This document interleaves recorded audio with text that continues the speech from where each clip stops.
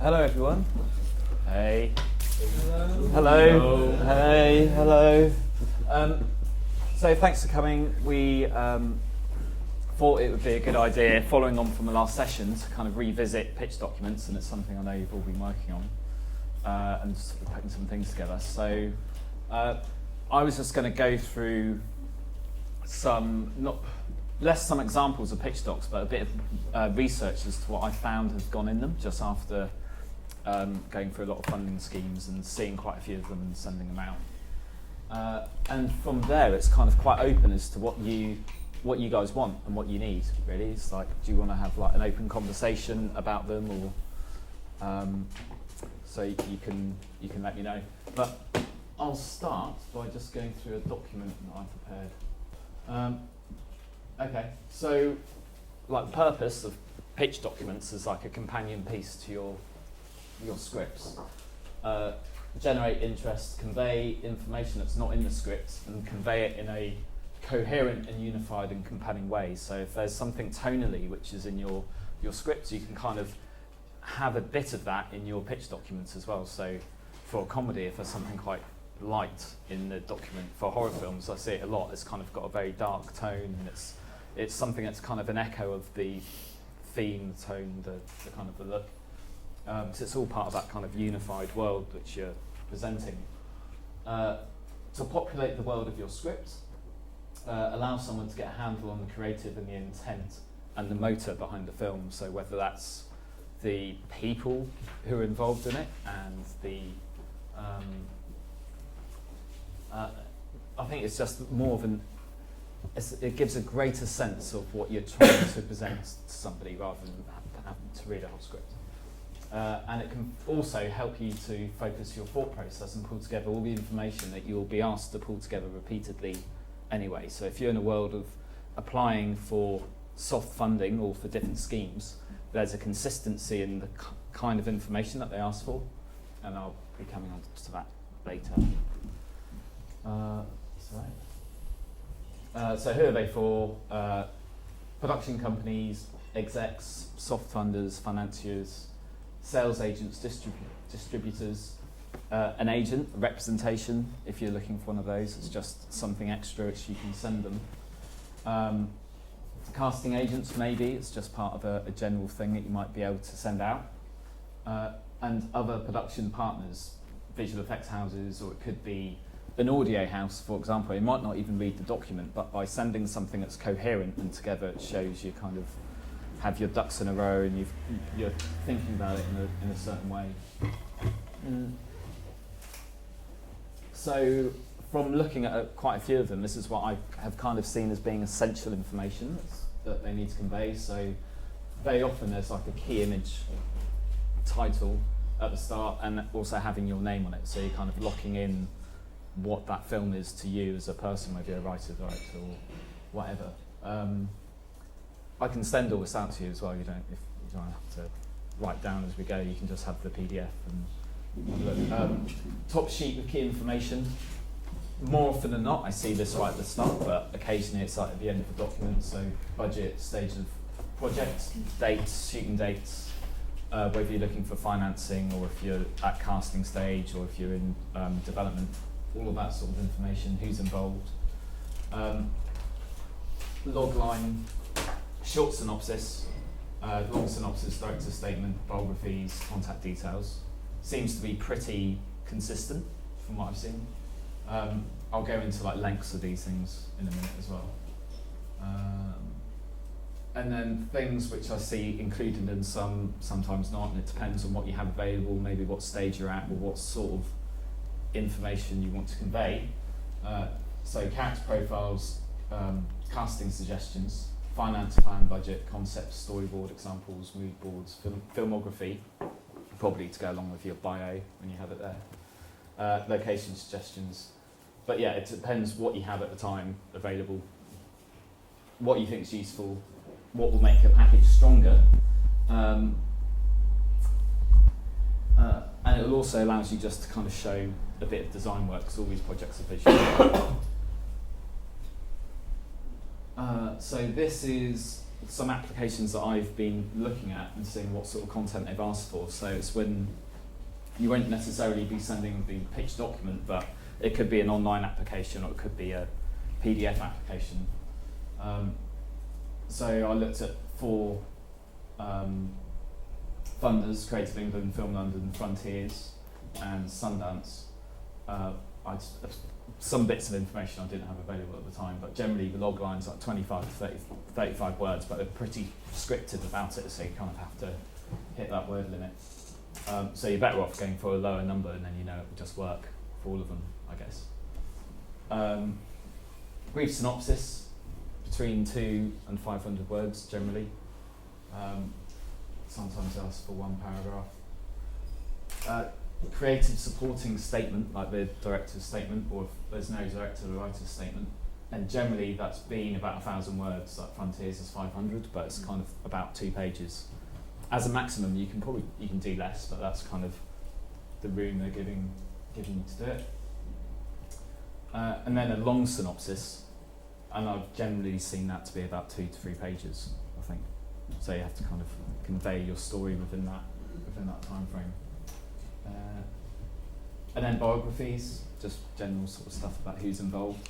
I think let's go back to the creators. The thing that I've seen work well here, I think, is when it's quite personal as well. If there is something personal to say about your project, like why you love it, why you're interested in it, where you're coming from as a director, and why that film is connecting with you personally, and the motivations to want to make it, kind of takes it into something else rather than just kind of quite structural. It's going to be this, it's going to be this colour palette, that's all really good information, but the person behind it kind of really helps, I think.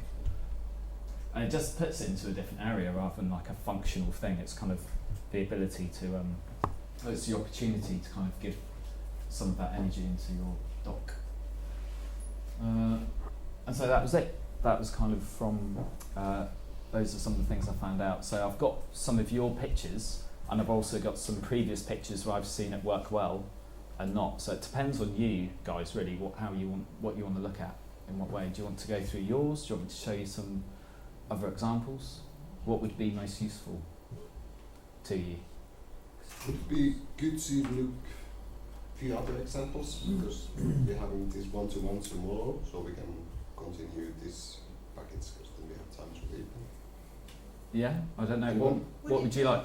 Sorry, would it be an idea to do a couple from us lot, and then you can show the ones you think are really good, and that might give us sort of framework as to how we could improve ours to make them the ultimate page. Because if you just look at the good ones, it's kind of like, I don't know, it's how you make yours like the good ones, which is a bit like, I don't know. You know what I mean? How you get that? Well, I think it's 2 things, really. So it's the information. It's like what are the things that are, what was the function of that document to convey a certain amount of information. So it's the two-hander between that and the how you design it. So I think, personally, there has to be a design element to doing a pitch document, because in all of these projects, they've got a look and they've got a feel, and it's your opportunity to give consistently on every page some sort of nod to that, I think. So there's work you can do just with the writing, just like, all right, I need to do my 200-word cut down synopsis, I need a 3-page sort of synopsis. That's kind of sitting there doing it. Useful, well, what I was thinking might be useful, and I'm not a designer, I don't know if everyone's got access to designs, but you know, you can see these very snazzy ones and you can pick up some ideas, but it might be useful to see a couple of really good ones, and then you can go to some of the ones of ours to say, what you could do is, you know, go for this kind of tone, or if you think about these kind of images, I think it might just be nice to talk through. I can show you, there's one here I can show you, which I think it performs really, there's a couple that perform really well in look, and information I think is lacking, but the being able to achieve the look is easy, I think. So, this sort of thing, like other than the, let me make that smaller.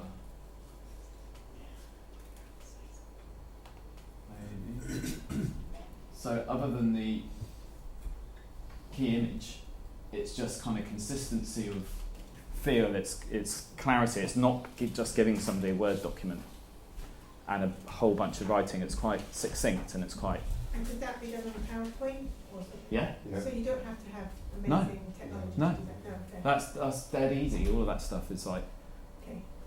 really simple to put together.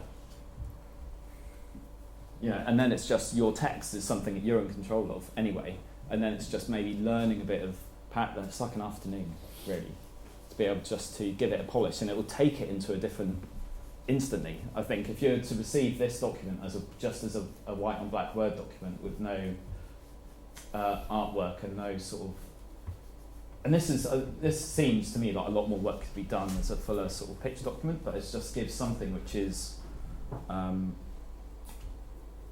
makes it appealing to read. I guess it's a bit of a somebody spent some time on it. Somebody spent some time wanting to present to me as a reader their information in a good way, I think.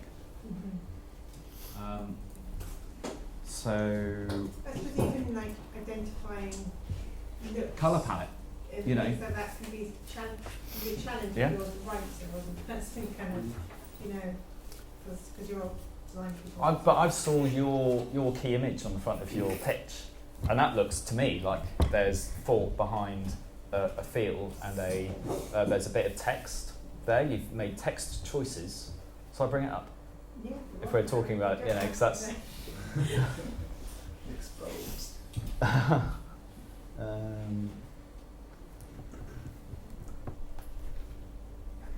we go.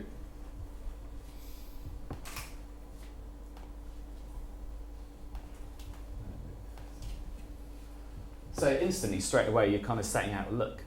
And it's the consistency of that, I think, that you could pull through throughout your document, and it just presents a unified sort of message, really. So you could use this text as every headline which you have in your doc, you know. And you have a color palette there already. Yeah. Mix and match. And you made this front page? Well, you made the front page, but it's from an image that somebody else made who printed in there. So Yeah. it's an old version. So My document's full of images that I just found on the internet. yeah, I mean, I think I just found things to use because I'm sending it to quite a specific audience, which are quite small, and it's landing in someone's. I'm not putting it online and using it and claiming something to be my own. I'm just trying to convey a message, a general unified sort of thought, really, I think. yeah, I prefer a photograph really myself. I mean, that's I wasn't quite sure what to. that's preference, but I think if you,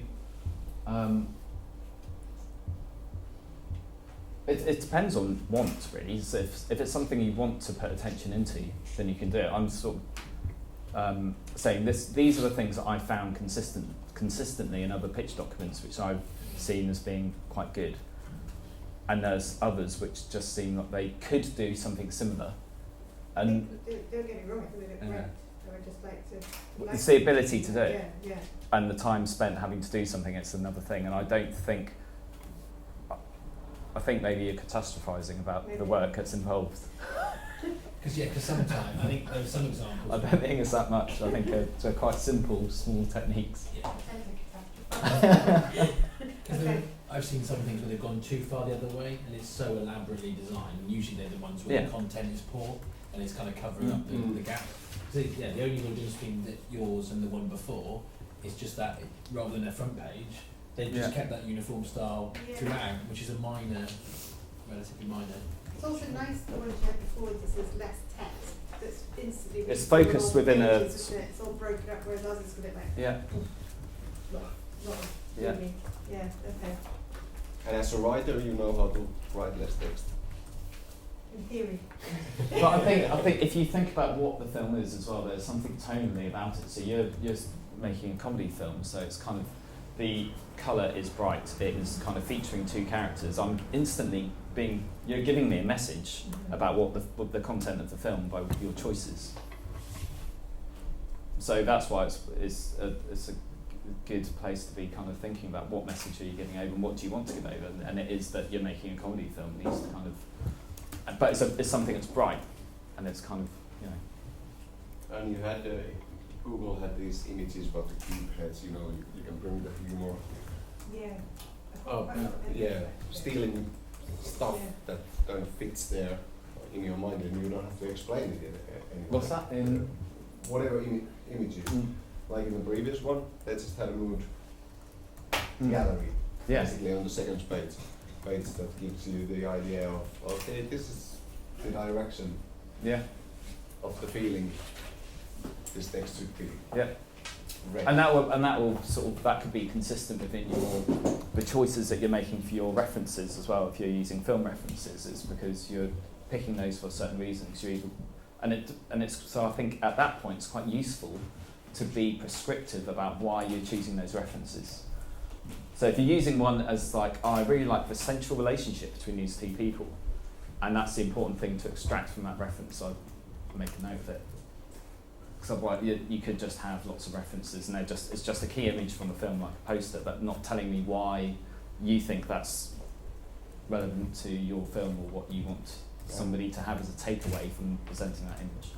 I think at least my personal feeling, I think that's many of us.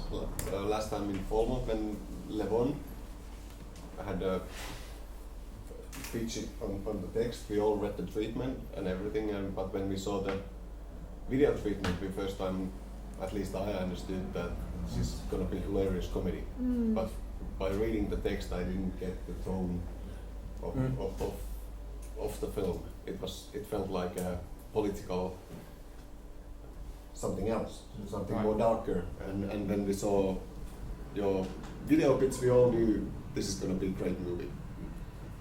And it was the small things, but they help to get the first impression.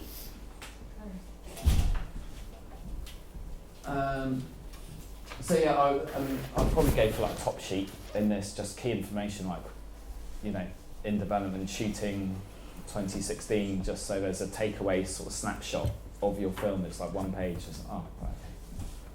This is content. I think people are so used to reading them, they don't need to know that there's going to be a flow of.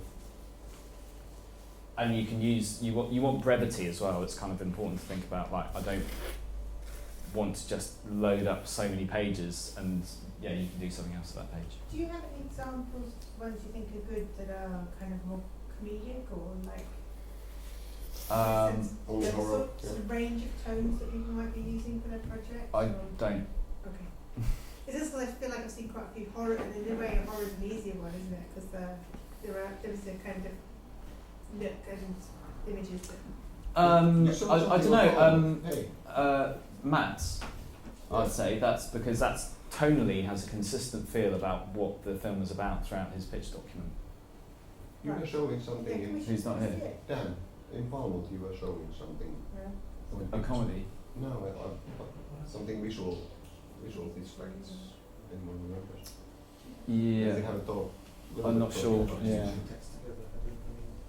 Matt's was one example, and then you find one. So I think, this isn't horror, right? And you're after something which kind of like how are you conveying a different tone which isn't horror, because I've seen horror pictures. So this isn't, but it's kind of giving you a whole bunch of information straight away with your first image. You might have an idea about what this film's about without you being told it's a romantic comedy in text,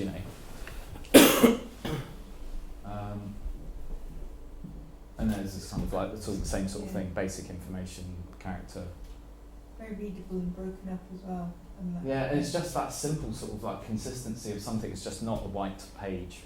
Often I think is just the most. You can go.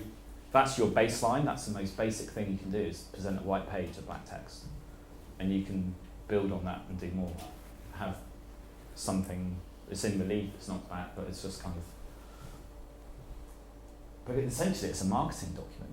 And if you think about what you're marketing you in your film, and you want to present it in the most engaging, interesting way, and for people to be excited by what they're reading and be able to read it in a really accessible way, I guess.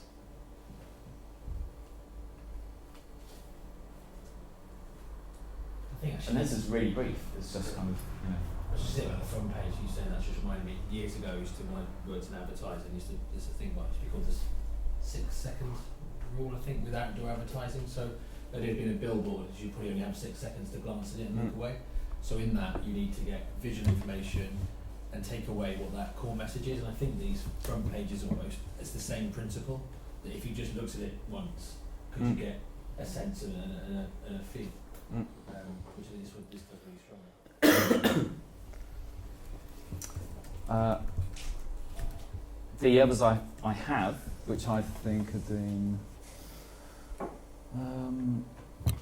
I can quickly, this one you've seen before, but I think that's, what I don't want to do is kind of say, hey, look at this document made by a graphic designer. Because I know he's a graphic designer and he's also a filmmaker, and that's how he's got into it. And so obviously he has the tools at his disposal to kind of really craft something. So it's, but I think it's just telling that everyone is that is what you need to do something. It doesn't have to be the most amazing, because you're not graphic designers, I'm not. I don't do that. But he is, so he does, you know. And it's just like, it's consistency, and it's kind of, you know, you're presenting something, you're presenting a look, you're trying to get people excited by what you're making. Less information, a bit, you know. Presenting the world. So that's what you could do, maybe more in yours. There's a lot of text. You could be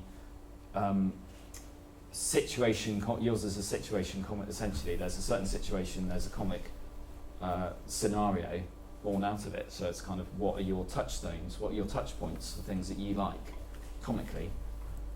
And that will allow someone to, I get it, I completely get it. Because you can, everyone will read something and then apply their own thoughts about what they're reading to your text. But if you're holding their hand through it and saying, hey, think about it in this way,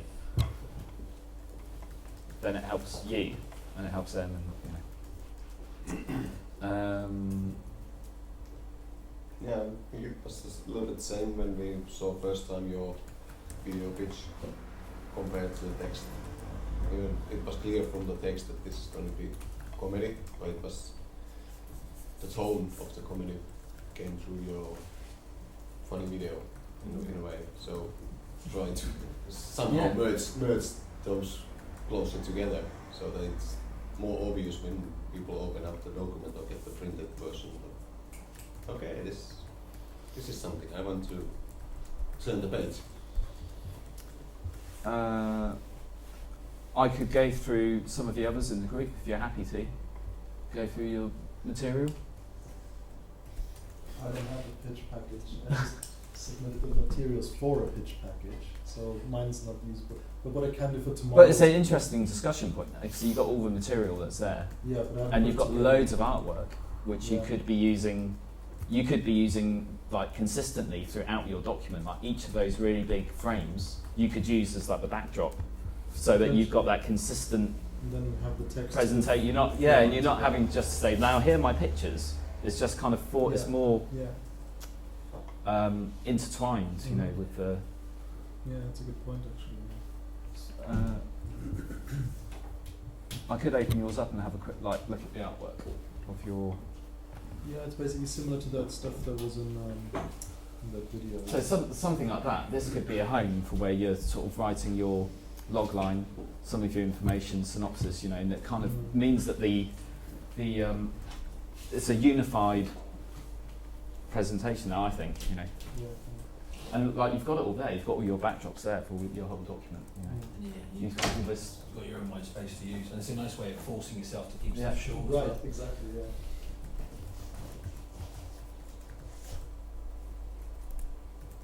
And now you're getting these colored images and Exactly, so there might even be two versions. in the screen or whatever. Yeah. it is. So I think that's because of the content you already have, it could be really powerful to read as a.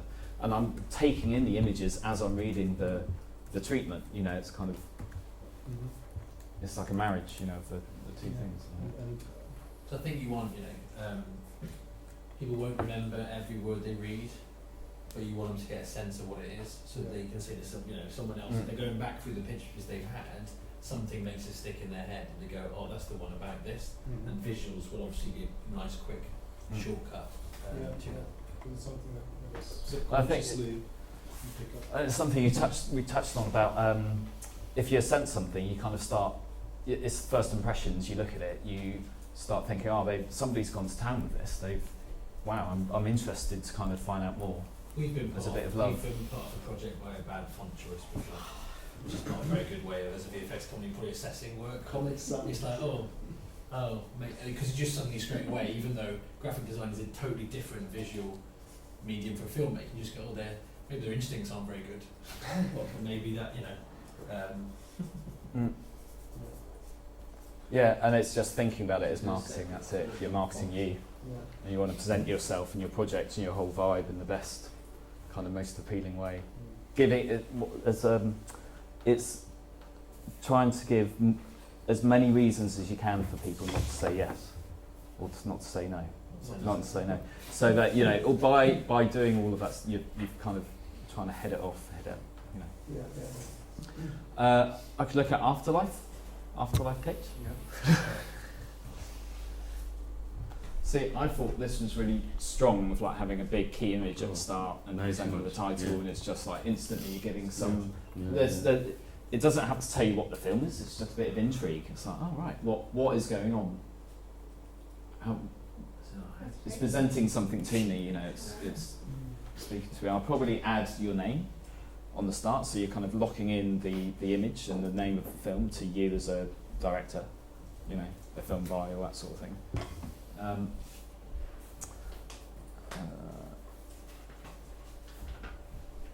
So let's get to my name. I thought maybe. Are you doing most of your presentations in French? Like whenever you're using your synopsises, you think, or will it be in English as well? Or I don't know because right now this is not a kind of document I see a lot in French market. So I assume that it could be more used for like a co-production or Co-production, for yeah. like for frontier Yeah. for markets. So in English, I guess. Yeah.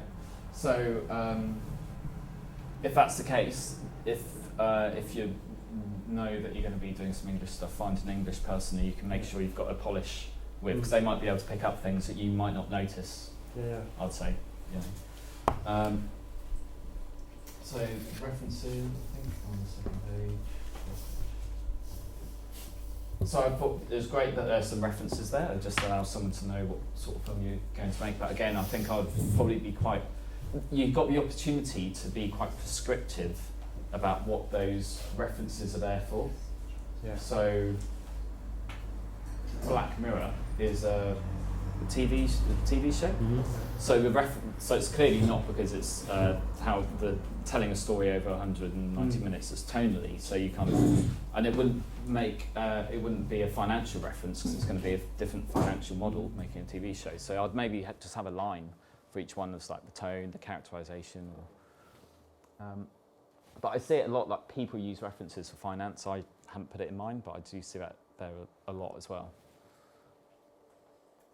Budget, I see that asked for, so it's great to kind of have that information. It just shows there's been some thought process and thinking behind it. And director statement. You might want to put some like casting Yeah. ideas, just that it gives allows someone to have an impression of what the key. I have kind of mood board with casting ideas and also ideas about location and all this stuff. I think the location is the same. It depends. If you want it to be specifically, this is where we're looking to shoot, and if you've got a location in mind that you think actually fits, then I think you just make sure that it's clear, so you have an image, and maybe the text is about that specific place. If you've just got places from different countries and it's more about the kind of place, then maybe you just do a montage of images, and then you've got a paragraph of, we're looking at a dystopian, just describing the kind of place to give an idea. And I guess it also depends on who the document's going to as well, potentially. Yeah. I think my choice is to try and make one document rather than like different versions, several different versions of a document, and it's. Or maybe you have two. Maybe you just have here's a whole bunch of look dev, and it's a separate PDF, and you can either choose to send it or not.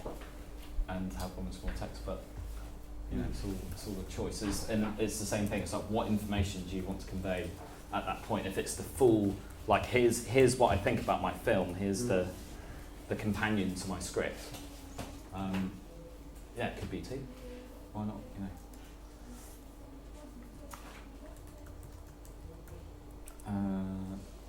So, Haunted by City Lights. Shall we have a look at your? Are you happy to? Yeah. Can't tell if it's a yes or a no. Yes.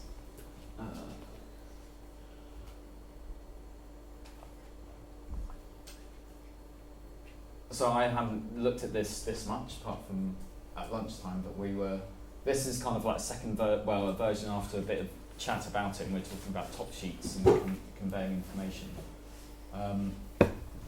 And the things that I liked about your original document and also this one, I guess, is like just consistency of feel, of look, of you know, what did you make this in? What was the Where? what did you make? What program? Photoshop. In Photoshop. So yeah, top sheet, all key information. It's great logline, synopsis, and we're talking before because within this document it goes kind of back to, you get back to synopsis here kind of, but with images. And so we're talking about maybe just pulling those things together, because I found myself with this document knowing that I've read a synopsis earlier and then coming here and think, oh, okay, so which story was this? I'm going to have to go back to the top page and then sort of read this part again. So it's just, and we had a chat about text. Maybe the text is a bit thick. It's quite, it's a little bit hard to read. The fonts, yeah, it's a bit hard to read. But these are like, I think all of these things are like, you will make a version, then you tweak it, and then you just kind of kick it around, and eventually you arrive at the point where you're happy, you know.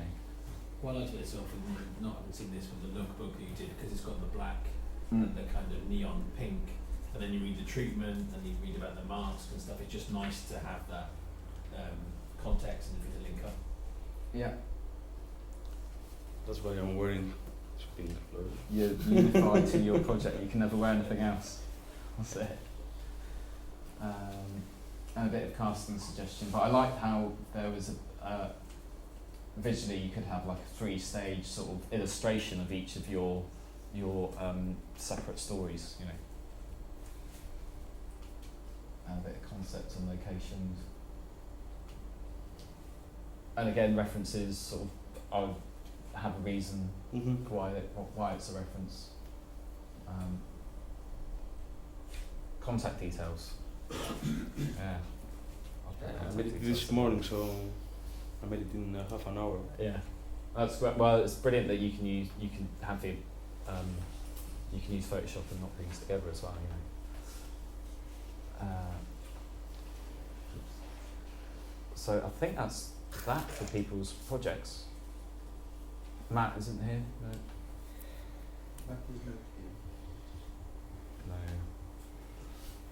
No. And this is something that I saw at a festival, and this is kind of, I'm sorry, it is another genre film, but it's a EPK book. So this is what somebody's made after their film has been made, and then they kind of have this to send out at festivals. And it's kind of the same number. It's the consistency of kind of message and what do you want to convey about your film. So it's quite dark. Do you mind if I turn the lights out? Yeah. Nice. Is that all right? Okay. It's outside.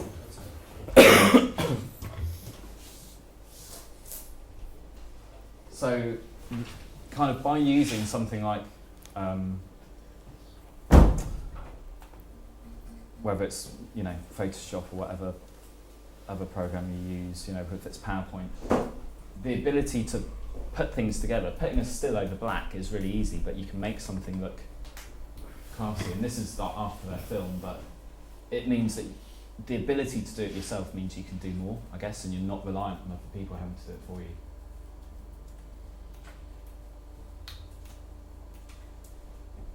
And this is just something that they would send out with it. So I think the more you kind of get into this world about making something, making a document that can go along with your work, can just help.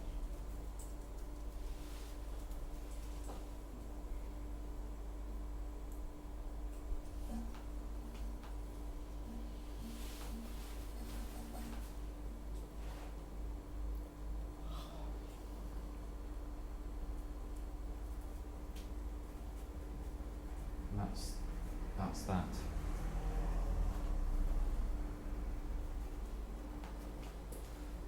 So what do you think? Is there anything to discuss? Do you want to sort of talk about anything that you've seen throughout the chat?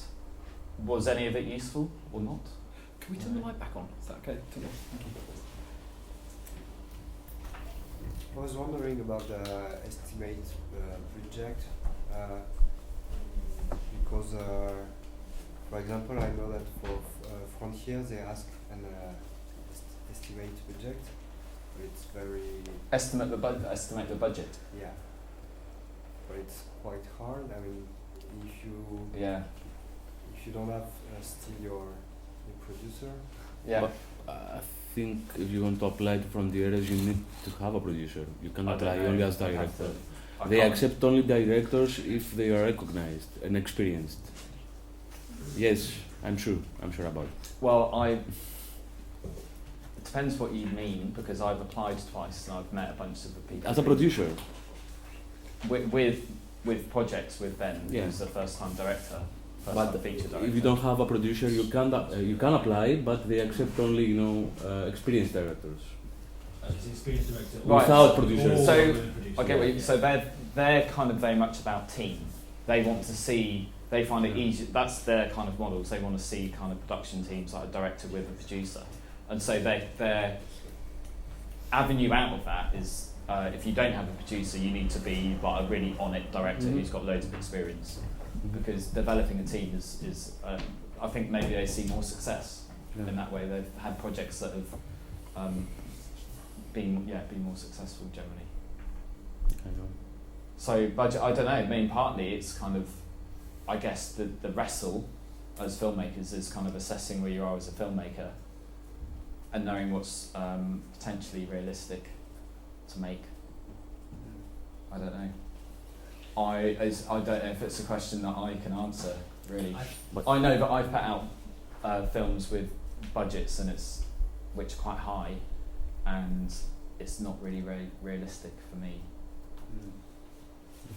Because you're kind of assessed on your history and background and what's, people assess the ability to, it's a risk adverse industry.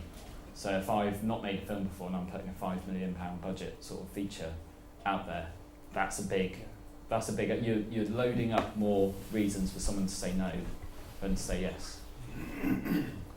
At least in, all especially genre films, I think they are quite capable guys who've been doing the long format films. They know the limit, there's no point to do for genre horror film with £5 million.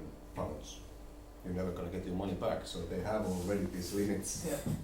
And the audience historically the audience has been a bit different, I think, so it's been less reliant on hero cast, named cast, so therefore your film can be cheaper because the draw for the film is the nature of is how scary it is. Yeah.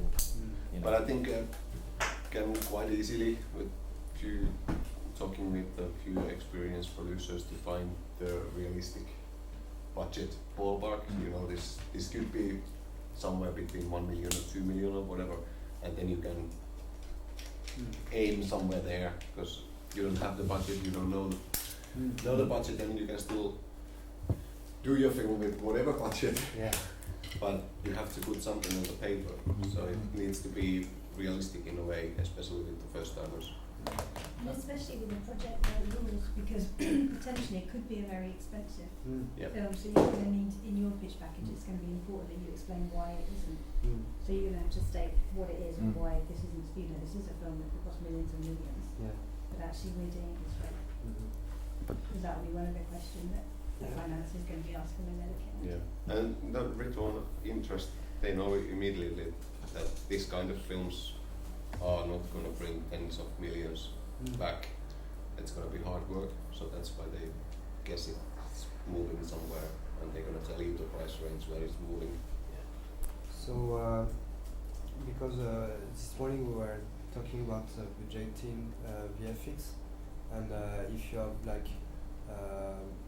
if you want to communicate on your project and you have to have some estimation of price. That means that you should go to VFX to have like first estimate to do this kind of document. No, Because it's always that you want to contact someone, but to contact someone you have to have this kind of document. yeah. And to have to do this kind of document, Yeah. you have But I think in early stages, the person that's what were on the pitch show, that's usually moving between 3 and 12% in the web films, yeah. the scale of visual effects. So that could be just part. If you're guessing the whole budget, just guess the VFX budget also. But you, Yeah. because you don't know neither of those, so they are just wild guesses. But they need to be realistic in a way, or it's good if they are realistic in a way. So if someone who has been working on a film like that before, if they're totally wrong, if they're gonna throw it away immediately, or then you can try to calculate it by yourself, what we were talking about, just to get some sort of understanding that how many shots, how many minutes your film is going to be. And then you can contact someone and say that, well, I'm in trouble, I have a 2-hour film, but I have 1.5 hour VFX, so what to do? And then it's different story, but I've seen a lot of documents that don't include it, I think, because it is really difficult. It's like a big thing that you just want to put a statement there about. It's a lot easier just to be talking about the creative. And then suddenly putting like, well, I have to decide how much this thing's going to cost. It's very difficult. It's very difficult unless you have a line producer who can write down scripts and tell you how much things are going to. I've seen some which have gone like yours with line by line, and that tends to be one where they've got a line producer. And I've seen others with we see our budget as being circa 1 to 2.5 million, which is a broad. You just put it in the but it ballpark. just gives you an area of it's not that level. It's and just a level that you're at, because the specifics are all going to change. Yeah. You know, you might put more in post, you might need less on your shoot, and vice versa. If you get into the guessing lines, at some point someone can say, "Well, you gave me that. That's what you need to do," but you don't know. It's because it feels like it's too early. It's a really difficult balance, I think. Yeah, and it's like how are you going to evidence how you got to that number? It's a guess, but it's a guess anyway. I think the reason why people put a single figure to something is they're giving it. It's like a label. It's like this is a £2 million film. Right? Okay, I've got it. I can compare it to other sort of. Yeah, exactly. And I think when Dan said earlier, if you're including examples of other films, maybe saying why, because what we noticed in some of the examples that we looked at yesterday was people were putting in examples of films saying, "Oh, this is the kind of tone I want," but it doesn't. But it also had the breakdown of, and we had a list of 3 films that had lost money. Now that's fine. You know, not every film's going to make money, but I think if you're a financer and you're going, "Oh, it's like these films that lost money," you might be the point you close the book. So it could be tonally this film is right. Don't include the sales figures for that one. Just put this is kind of tonally for me. Find another film maybe that's a similar area that did well, and use that as the finance example. It's picking which examples are for what purpose. Yeah. I guess they can't all do everything. I think that's the thing we sort of saw in. I was just doing it rigorously, and then I was like, that one didn't do I'm going to give you all these That one examples, didn't and do all well. of them have. That one lost 20 million. Maybe this isn't such a good idea. Right, that's under the you want to kind of. I wasn't going to say it. but if you're a salesman, you said that these films lost money, but mine's going to work. Exactly. This is what I'm not going to do. Reference film to. I only know that because I put in bad examples into a pitch and sent it over to XYZ, and the one of the agents there, Todd Brown, was writing back. Well, it's all on email, writing back and saying, "You give me some examples for things that have not made very good money."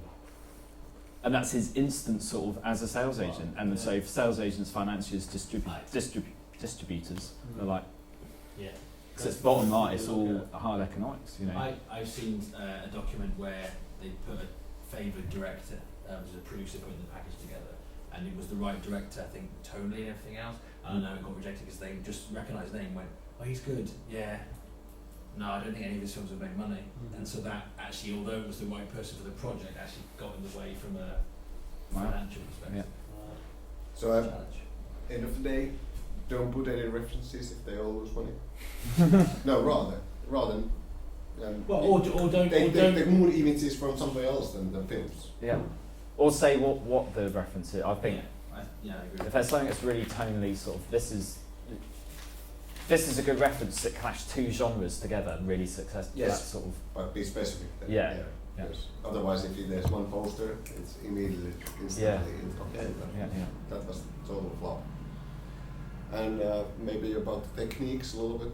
If you have some special technique what you're thinking about to use, that might be a good thing to include briefly, shortly, because that might prove that you've been thinking about it, and that might tell the story that that's why your budget isn't that high, because you're gonna do it some different way than District 90 or Yeah. whatever. Link to a video, like in Better Self, you could have a link to a Vimeo pitch video.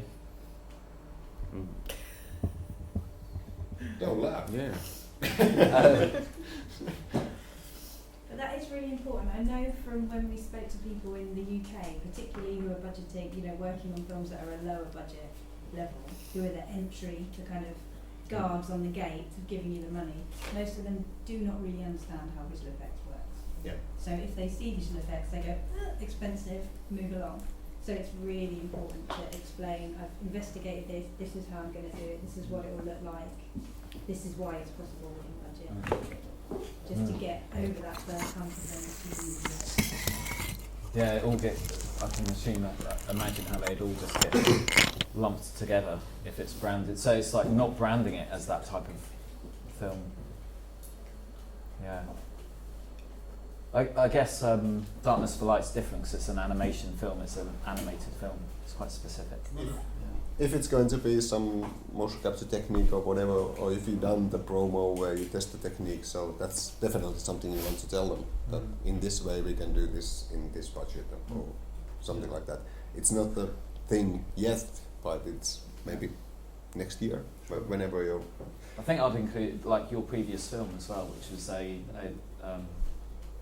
similar sort of technique. It had a sense of like have a link to that, and if it had any momentum behind it, behind the short, it's like that's interesting because they're like, oh, so he's done this before. He's almost made an example of what this sort of film is like before. Yeah, so it's not just a director who's decided to make something. Yeah. Well, the other thing is, I mean, if you can, I guess, use a bad example if you make it work for you. If you say, this film was made for 20 million, made 1 million, but I could have a technique that I can make this film for 500,000. If it makes 1 million, then it's done. So that's an argument. Whatever you want to, whatever you're trying to convey at the time, but make it put the positive, highlight the positive, and not the. But it's quite revealing. Like I was surprised how much, like the budget of Persepolis. Is that Persepolis? Yeah, it was 7 million or something. Yeah. Yeah. But it made a lot of money, that film. Yeah. I guess it's like that already had a built-in audience, which is interesting, because it's a graphic novel. Yeah.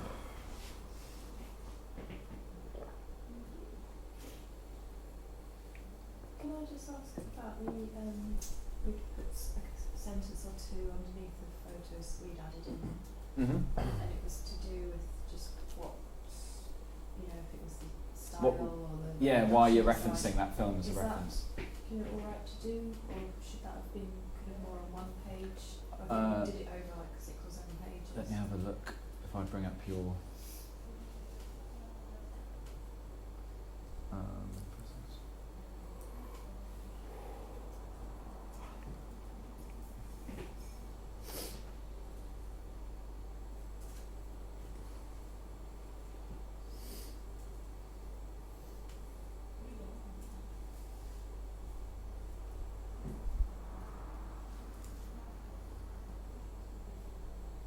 So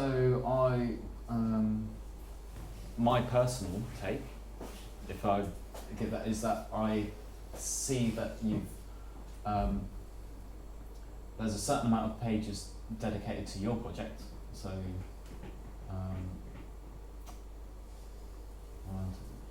there's a few, and then there's a lot more which are talking about kind of other people's films. So I think you can do the same thing in less Yeah. space, just by it's probably design, you know. But the type of information.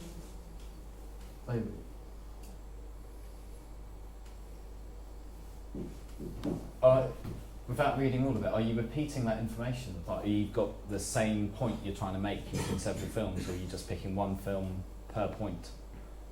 So at certain points you're so that's aesthetic and style, romantic comedy. In slightly different points. I suppose it's making the decision, do you need lots of points, or is it more about mundane content presented in a surreal way works within comedy like these 4 films? I think it's just about balance once you've got it. If you find you say you've got like 15 pages about other people's films and 4 about yours, then you may want to, or you will want to kind of redress that balance. One thing I noticed from reading through last night as well is that sometimes it's going from the synopsis to what's after the synopsis. There's a lot of films. It seems there's a lot of examples. So maybe pare it down, I think. Can you go up, Dan? Sorry. Yeah. To and again. Yeah, the premise of the synopsis. So the opening paragraph is almost the same. I just think if you're reading it and you've just read it once and then you read the same thing again, that kind of I was like, oh, why is this a mistake? I think it's just. It also shows the way maybe you've got to drill down your premise a little bit further, so that I think really you want to get more information on each page. It's almost going log line leads me to the premise, image leads me to log line leads me to premise leads me to synopsis leads me to other examples. So you're building more references. Because how I see the document is you're just trying to make sure someone doesn't stop reading. And so, again, not giving them reasons to say no, but also not giving reasons to go, oh, I've read this bit already, I'm bored. They go, oh, that's interesting. Oh, I found out a bit more. So it's really, look at the document like your film, like a story. In terms of structure, I think you could look at it exactly the same way, and it's about drawing the audience in, getting them so interested that they're happy to stay there until the end. And I say the same thing about treatments, about anything, really. Yeah. Yeah, that's something that makes sense. And would you like in between, say, the premise and in between some of those chapters, would you have a complete page that's just like a breather, like just a visual? Or does that distract? I did. Yeah.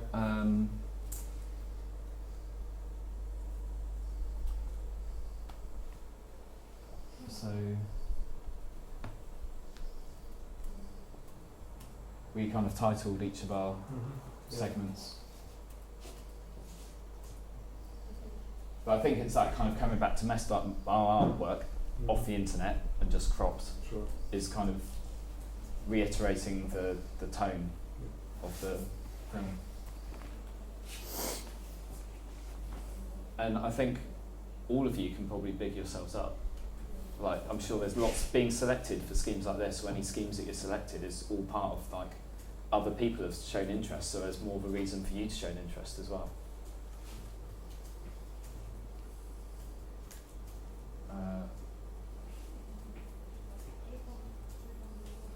But I think that sense of like who's approaching me, who's making this film, why would I be interested in them? It's like you can all examples of any schemes you've been in, success of previous films, success of previous other things that you've put out there if you've written a book or if you're a novelist, awards, all that sort of stuff. Award-winning chef. Award-winning. Just award-winning. Just say what? Award winner. Yeah, exactly. You can give it swimming. It's fine. Yeah. In school, I had an award for running. If you got 2, you can put multi-award winning. Yes. So that's what we used for our comparables, and it wasn't finance. It was just. So we originally had like Michael Haneke. I was told like that's turned me right off. Yeah. And there's another one that I liked, but I think it's a bit too much for me, but it still conveys all the information in a and this is a lot more sort of designy, but I think just the broad sense of like consistency of message. And I know that Casey, in terms of order, Casey gave me some really good feedback in terms of like always put your key information at the front, because that's your landing page, that's where people are going to first encounter what you're talking about, and so this will inform what they're about to read. All right, okay, it's these people, it's this amount of money, this is the stage of a project. Oh, I see. Right, okay. That's where he's at, and then just he goes straight into director's statement, and then synopsis and a whole bunch of other stuff. A bunch of stuff. Yeah. A little bit too much, Visual styles, you know. But you tell it's been loved. That's the kind of the thing, isn't it? Partly, and a bit of concept. Would you be able to send copies of those? I could send copies of some, probably. Yeah. And practical aspect, you print it and like you have it in your bar in the market, or is it something it's more document you send online, or? I've only used it online. I've never printed it. I've never needed to. But what I have, the other use of all that information, as I kind of touched on before, was just it's pulling together a bunch of information that you'll need for all these other things anyway.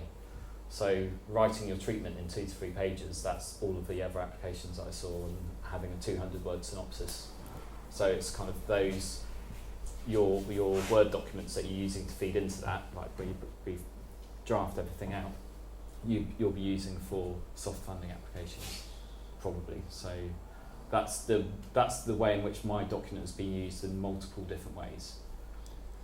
I would do the mainly the digital package to be sent it over and to be easily customizable to different needs.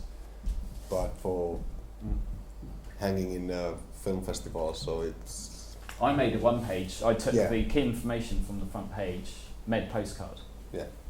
So it's like the sort of thing you can hand over. So it's whatever your front page is, and on the back it was like the key information, which is this is the project, dates, shooting dates, budget, and then the synopsis, and then contact. And that was. Did you get any? Did they ask the full package? What it allowed me to do was to have a conversation when you kind of like this image, and they go, what? You know, if it's something that's really strong, it can.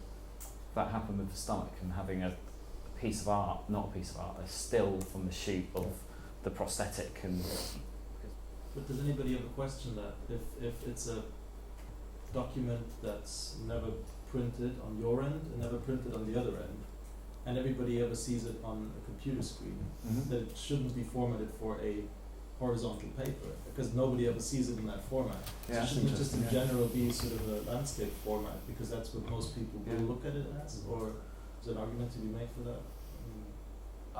I've always done mine like that for that reason. Yeah. But I think it's choice as well, you know. It's different when maybe where people want to pin go also, because imagine the buyer, when they're in markets, there are 100 people who want to get. They have to hand it out. So the most efficient document is the normal one. Yeah. If it's something distinctive, they don't know how to put it, or where to put it. Right, because they have stands and then. Yes. Right. So because in documentary it's the same, but most of the time, but there is a kind of increment in English. You say increment of this kind of document. Always most beautiful, more and more expensive on international market. On the most important still the meaning, what there is inside. So most of the time you spend many money to go in this international market with your expensive document, but you don't know, you are not sure who you will give. You don't need to print it. The most important when you go to market, for example, is to have in a very small document your meaning, and if they are interesting, you can send the full document. So it's like a most one-page. important with everything to have dream. But first of all, I think it's I mean, my main use for sending out is email. It can be useful, yes. Absolutely, just kind of something that's going along. It's like a two-hander, absolutely, with a script. And it's not the big thing. I think it sounded like a good idea. Is it landscape or A4 format or printable format? Probably help your artwork. Yeah. You might have your artwork dictating how that occurs, because all And of you your can do both. artwork is landscape. You can do both. In when you order a logo from a graphic designer, you always get them Yeah. negative, Sure. positive. No, it's just to make it easier for the person on the other end to read it, basically. Yeah, 'Cause, you you know, you'll, if it's portrait format, then the person will never see it in that full form because you have to zoom into half the page to be able to read anything, and then all you see is half the page that you designed fully. So almost I like prefer it. working against you. Yeah. But it's not a big deal to make both. But people are locked into kind of older convention, more literary convention as well, rather than, you know, it depends on the person, maybe. And what do you think about sales figures?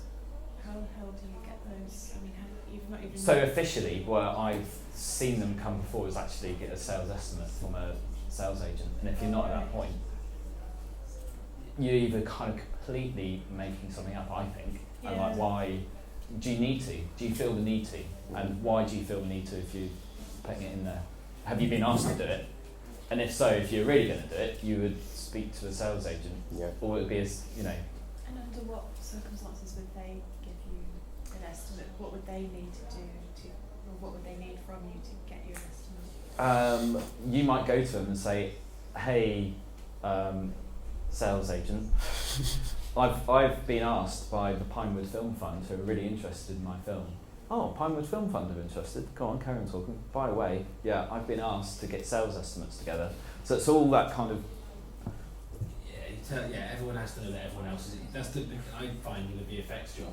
You should look at it. We've been talking to these people, and then suddenly you're like, okay, maybe we want to. Or I've seen people put their finance plan together with percentage against loads of people. No one has said yes, but everyone's getting that document. They go, oh, look at all these other people that are on this document. Oh, wait, other people's names are on a document. Someone has typed these names onto this document. Well, I must give you money because you put names onto the document. And then if the next person goes, well, they're going, I'm down 15%, they're 30%, maybe I could supply. And it's just that kind of, it's really psychology of making people feel like there's loads of stuff going on. Take advantage of those connections. So if you're going to a lab in Rotterdam, I don't know what the scheme was, but it might have been an introduction to sales agents and meeting them. Yeah, there was all that type of thing, yeah. They're the people who can give you those figures. So when you're at the lab, or that person who you met and who, hey, do you remember I was selected for this lab? I've got a question, do you mind?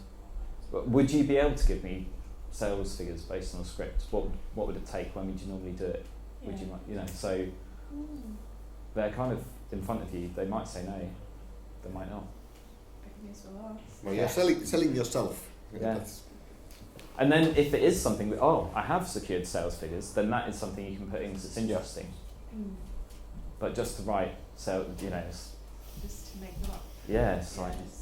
Without any. I think you just get caught out. There's no point. And you don't want to be further than line held to a number that you got from nowhere. Because they are sort of worked out things, and it'll be based on And then there can be about this that you said the names and the percentages on the paper. I heard a sad story in one Finnish guy making a film in a Finnish film foundation. They said that this is a little bit interest for us, but you need co-funding for this, which he had, but not on the paper, but it was from Sweden. But the Swedes say that they are instantly in when he gets the name from the Finnish foundation, and from the Finnish foundation then need the television to come on board, which says that they are instantly in when they get one of these names. Yeah. And I think they had an even fourth one.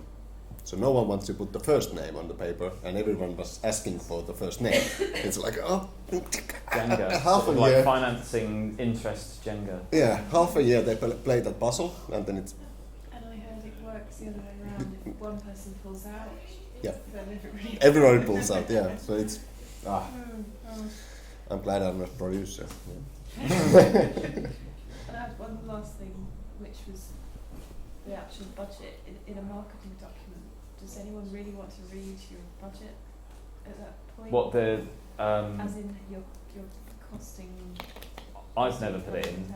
I've put sort of, but they want to, but people assess what a film is based on one. They go, oh, that's £1 million film, Yeah, is they it want right? to see Or the that's top. 150 grand. Oh, okay. They want to see that one number, but they don't want to see all your breakdown of that. Maybe you've got a document and maybe you're asked to apply to a certain scheme that asks for it. So it could be case dependent sort of thing, but I haven't put it in there, and I've seen lots of documents that don't have it. Because it's like this real quite hardcore statement of commitment. As we were saying earlier, it's like it hasn't been line produced, so you'd be making it up, guessing. But you're kind of guessing the budget anyway, but there has to be something to go on. Because you're talking about the sort of film you want to make as well. Yeah. So, first time feature director, I want to make a £10 million film, probably doesn't add up. Or feature producer, but sort of something that kind of makes sense in terms of career progression. It makes more sense to put in there, you know. I guess it depends what it's for and who's asked for it, what the criteria are. And if you've got a line producer and you've got that information you think is going to help. Yeah. But then the flip side, if you just give one number, then later you can supply more detail. And I think as a marketing thing, it's like it's a hook. It's getting you interested to a point. You don't have to show them everything. If you try and show someone everything you've got, it's going to either be, it's just not going to be quite. You just want to get them to the point where they go, oh, I'd like to ask you a question. I want to ask you something else. If you put everything in there, there's nothing for them to ask. Yeah. So what you're going to do is just sit and look at it and maybe never come back to you. Yeah. But I think a budget overview is always helpful.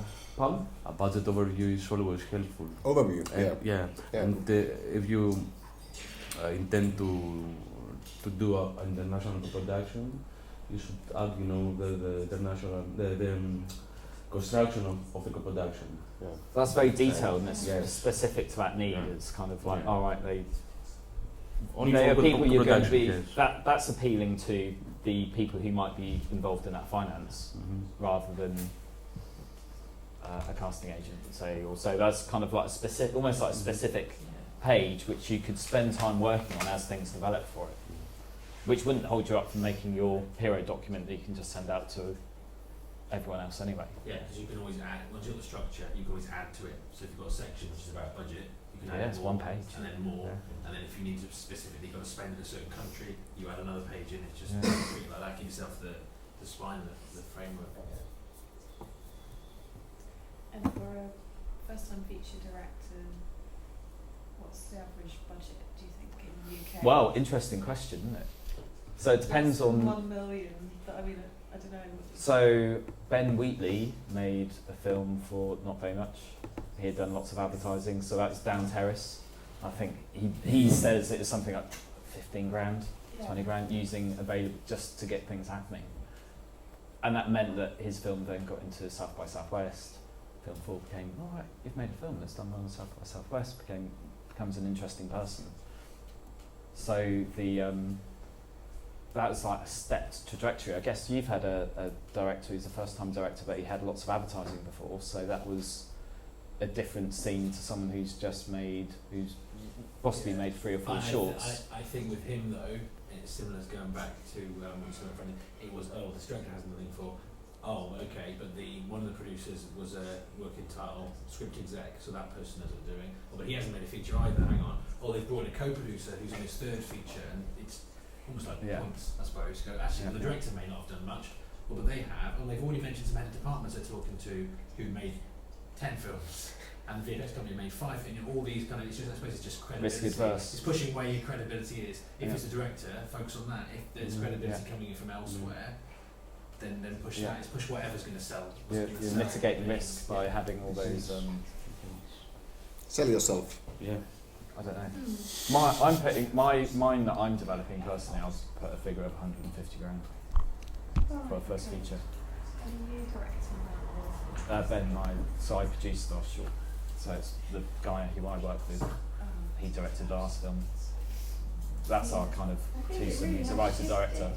It really has shifted. It used to be that you could get 1 to 2 million for a first-time film, and that has changed so much with micro-budget filmmaking. In America, if someone has to have made a micro-budget feature before they'll consider them for a main feature. That's playing a role that a short used to play.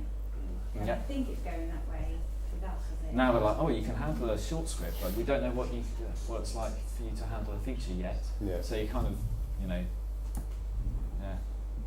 And But it's getting also, harder to get the money for the short. The more Yeah. control that you'll Yeah. have by the higher the budget, the more partners you'd have to bring in who would mitigate that risk of you wanting to make a film that costs that's a multi-million-pound film. So therefore, the less it's a balance. You'd probably have less control, maybe casting decisions. Not there has to.